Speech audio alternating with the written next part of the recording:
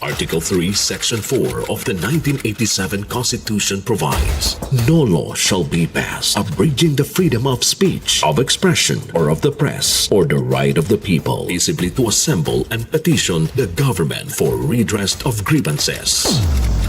Maukini ang haligi ug sukaranan nga gibasihan ni ining tulumanon. Straight to the point.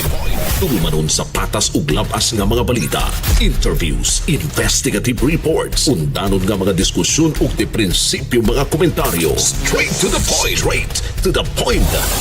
Kauban ng Cebu Metropolitan Catholic Mass Media Awards, Best Radio Commentator, Best Newspaper Columnist, and Best Public Affairs Anchor.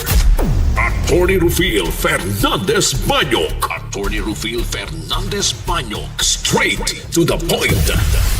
O karon, ania ang inyong anchorman. Nimposumos aliquid adversos veritatem sed pro veritate. Wa kitay mahimo aron sa pagpakigbatok sa kamatuoran, kundili aron sa pagdapig sa kamatuoran. Straight to the point. Luzon, Visayas ug Mindanao, Pilipinas, ug sa katawhan kutob sa mabot sa Sibya sa tibuok kalibutan via internet. May buntag o kumusta live gikan sa Queen City of the South, Cebu City, Philippines. Welcome nining atong tulumanon ug inyong tulumanon. Straight to the point. Kinigya po niyo boss nga lagad sa kahanginan sa kasamang Rufil Fernandez Banyok. Mao'y paday makiguban kaninyo nining laing adlaw sa atong pagpakigbisog. Adlaw karon mga kaigsunan nga Huwebes og pizza 8 na buwan mahigala sa Mayo tuig 2025. Straight to the Sa point. gihapon na tagantag pagtikad ng mga issues nga may labot ang lungsod, nagbagang mga expose, nagunang mga reports, din hilamang gihapon mga higala sa atong pagbanuban, nining atong tulumanon ug inyong tulumanon. Straight to the point. Nagunas to may sutaran karon nga buntaga mga higala, ato ni tagag pagtagad mga kagalaan kay samtang init kayong politika din sa ato mga sukin tigpaminaw. Di sa nato kalimtan mga higala nga dito sa Vatican karon, padayon mga higala ang election sab, may labot mga higala pagpili sa umabot nato nga Santo Papa sa simbahang Katoliko. Straight to the point. Mga cardinal electors wa pay napili nga bag-ong Santo Papa, no? Kaya nagsugod naman kagahapon ang conclave. Nya ganina mahigala mga alas 3 kadlawon man to indayken. Ang itom nga aso may migawas pa sa panghaw dito sa Sistine Chapel. Nagpasabot nga wa pay napili nga Santo Papa mga kahigalaan. Straight to the point. Sa unang adlaw, no, sa pagpili, kanang unang adlaw mga duha ka rounds sa indayken. Pagpili, sa pagaghapon, no? Karong adlaw siguro may kaduha. So ang Sistine Chapel mga kaigalaan, may pagawas og mibugwa kini og itom nga aso. Nagpasabot nga wa pa mga higalay napili nga Santo Papa. Ang simbahang Katoliko ipuli mga kaigalaan ni Pope Francis. Straight to the Karong point. alas 10:45 buntag oras sa Vatican subli nga mubuto na saba ang mga cardinal electors. Straight to the point. Karong adlaw duha ka voting sa buntag, duha sad sa hapon. Tingali karong adlaw day na siguro mapili day. Kahapon sa unang adlaw magos conclave mahigala daghan pa magud ang mga seremonyas pod himuon unya mga pag-ampo sad mahigala sa mga cardinals mo na nga medyo usara ka kinini ang secret balloting ang nahitabo kagahapon. Unya wa mga higalay napili Santo Papa. Karong adlaw akong tan-aw posible ignaan na ni Ronday bidan trilingas no. Pagtagad samtang thrilling diri sa ato mahigala dito sa Vatican sab nagpaabot ang katawhan. Usually kanang second day mao na mahigala doon na matudlo kay upat ko ka voting na day. Duha sa buntag, duha sa hapon. So syaro naman ugwa. Pero na mga panahon kaniadto nga malangan gyud no ang pagpili mahigala. Kay wa pa sa mahigala mapilian another ko naman sad secret balloting mahigala nga himuon. Naay naabtan og halos doon na gitaas-taas sa una, no? Nga dugay sa nakapili yun. Kini mga higala, tagantang na pagtagad, ito ni sundan karon. Kini mga cardinals, mga higala, ang College of Cardinals, mag-ampo ni sila mga kahigalaan, mo ni makalangan sa nila, kay 100 naman ni kapin. Pero di mo gani magbuto lang dayon nga, kananaang kwan, na may mga seremonyas nga i-follow, nya doon na pa mga pag-ampo. Unta, lamdagan mga higala nga makapili o maayong leader sa simbahang Katoliko. Straight to the point. Ang sunod-sunod nga Santo Papa nga atong naabdan kato si Pope John Paul II. Maayo man nga Santo Papa. Masabot nato mahigala nga kuan gyud kini ang conclave adto mahigala siya gyud natudlo dai pinakabata man to nga Santo Papa. I understand. Sa kini karon nga panahon na no sa modern times mga kaigalaan si Pope John Paul II kaduha to nag-anhis Pilipinas. Si Pope Benedict ang pagpili sad niya kitos Pope Benedict sad kuan sa to no, usa ka brilliant cardinal mga higala og apologisto mga kaigalaan. Unya karon kini si Pope Francis kini karong bag-o wa ni maapil sa forecast nga kini ni ang mapili pagka kardinal, mapili pagka Santo Papa. Kay ilang gi-forecast dito mahigala kadto man to mga duol gyud Santo Papa kadto mga leaders na daan mga kaigalaan within sa ilang grupo. Katus Pope Francis medyo wa lang to no, pero mo'y natudlo mga kahigalaan. So karon tan-aw na to ni ron kay ang ilang forecast dito mga higala. In fact naapil man si Cardinal Luis sa Tagle sa ilang forecast mga kahigalaan, pero wa pa ta masayod kay mahimo man nga katus Pope Francis wa man to maapil sa forecast. Ha? Pero mo'y natudlo mga sukid tigpaminaw. Straight to the point. Kunya ang CBCP sa daw ni pagawas mag statement dai nga ayo og di lang kuno Tagle maoy ato ikampanya, ha? Straight to the point. Ano ka na mga suking tigpaminaw, mas gamit itong kampanya god kay kini ni ang mga cardinals dito.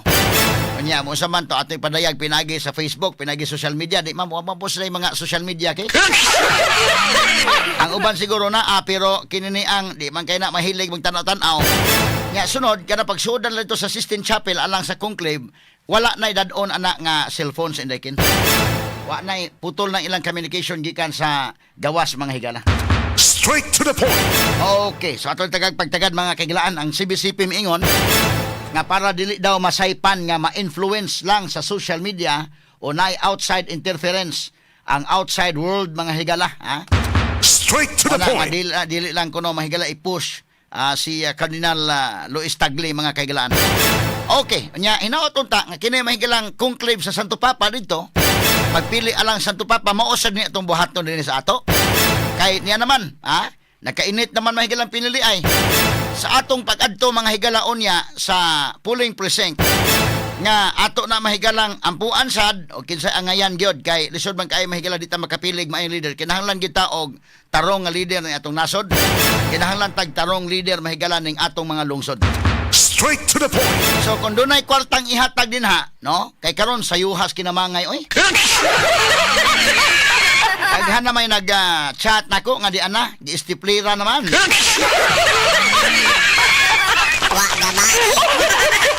Anong sayo man nang hatag sila, ha? Masa man first wave nis papahatag, tay daghan kali kwarta gyud siguro day. First wave papahatag ni, nya na pay second wave pa ni, unsa man ni? Taga-tarig pagtagad lumutaga sa banuman usab ning atong tulumanon ug inyong tulumanon. Straight to the Ang point. Commission on Election sa Central Visayas ni hulagway nga all systems go na alang sa eleksyon karong Lunes. Tanang automated counting machine sa Region 7 natistingan na kagahapon og silyado na alang sa umabot nga adlawng Lunes. Straight to the Sa point. pikas bahin asa man tong gipasangin lang taon.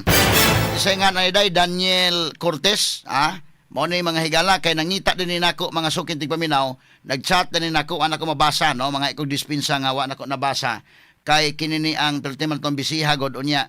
Doon na nagkuan ako nga nag-chat din ako ni Daniel Cortez nga attorney, tabangi ko attorney, tagai og pagtagad ako mga messages nimo. So akong gipasusi sab diri mahigala nga kuan ko no, i-contact ko no ni Daniel Cortez kay siya gipasanginlan karon nga siya may namutang sa mga streamers mahigala ni Governor Gwen.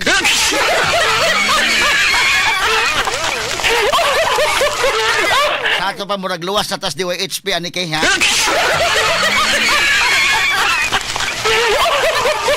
So Daniel Cortez, og asa man ka, tawagan mi diri sa estasyon. Kaya pagpailang ikaw na Daniel Cortez. Kay aron nga amo kang ma-schedule for interview. Kay kinini ang para maklaro tani kay nangayo man kag tabang tawo nako aman nako mabasa. So mo nga ako kang interviewhon, ako kang pangutan-on labot ani.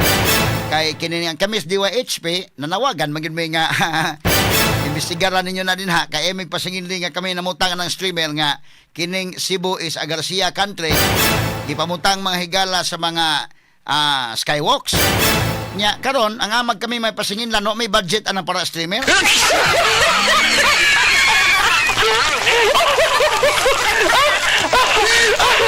Ngita lang mo diha og kanang kuan liyo imbestigaran lang ninyo og kinsa ni na may mga CCTV ala tanawa diha kay kung panalitan makita sa CCTV si Guliat panalitan mo yung nagsaka dito may nagtao da ako lang kunon nga di HP na gyud. Total ilado man ning mga talents dire o di gani makitaan sa Inday Bambina baka da. naman lang ko manugog laing tao kay makabayad patag laing gasto kung mauhon.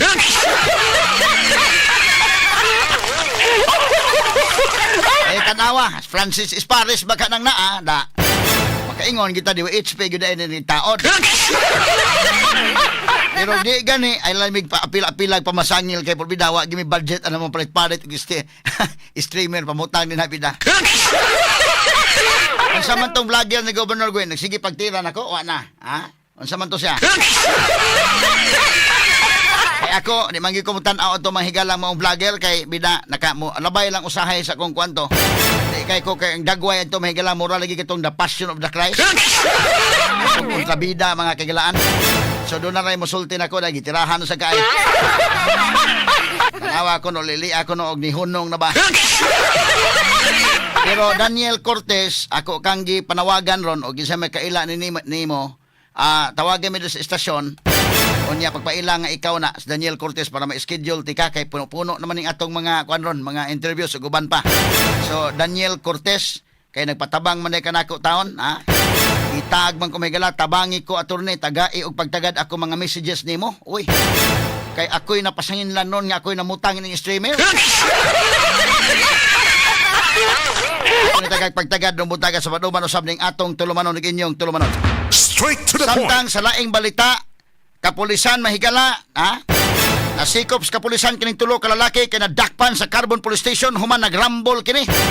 Kay nag-ilog sila ining usa ka hatmama.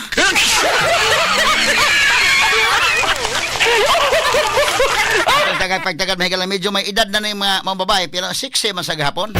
Mo nang giilugan unya, nagrambol ning mga batan-on tungod ning hatmama. Apil sa nadakpan sa mahigala kining 54 anyos nga babae nga ilang giilugan. Sa may sapon aning babae nga ilang giilugan nganong giapil magdakop day, ha? Unya magbuot day mo og mag-ilog kuana sila sa may nahinungdan aning tanan. Pero 54 anyos na babayhan na pero medyo mamols man kuno gihapon matud pang kigod. Ona nga giilugan ani, nagrambol pa hinuon ni mga batanon. Ato ni tagag pagtagad mahigala kinig uban pa mga iskutanan niyo mabati exclusive over DYHP RMN Cebu 612 sa dial sa inyong mga radyo ug sa 93.9 IFM. Serbisyo publiko gikan sa mong lukhan. Sa kanunay DYHP nga